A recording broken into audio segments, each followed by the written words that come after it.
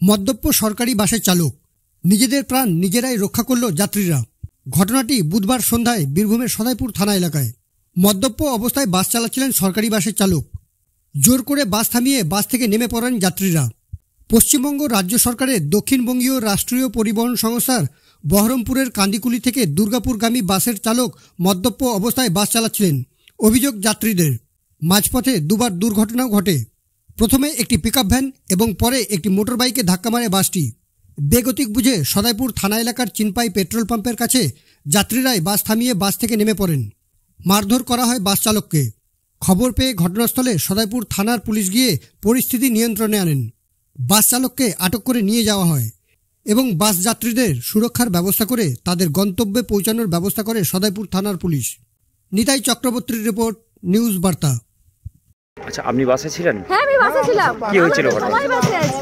কি ছিল? কি হয়েছিল? তিনবার অ্যাক্সিডেন্ট করলো। একবার বাইকটা মেরে চলে এলো, পাবলিক চলে এলো, পাবলিকের সব মারামারি হয়ে গেল, আবার এখান থেকে অ্যাক্সিডেন্ট করেছে।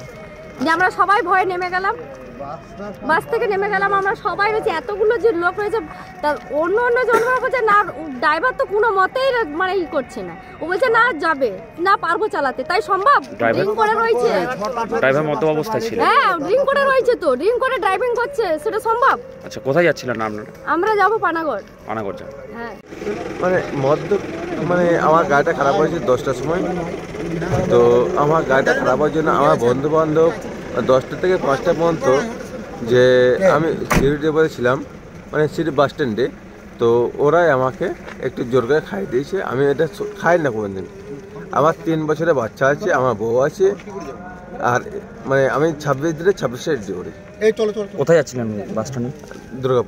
দুর্গাপুর যাচ্ছিলেন।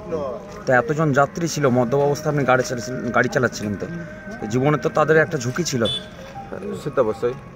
তা সত্ত্বেও আপনি মদ্যপ অবস্থায় গাড়ি চালাচ্ছিলেন? মদ্য এখন খাইনি, মানে এটা হয়েছে মোটামুটি 2টো থেকে 2:30।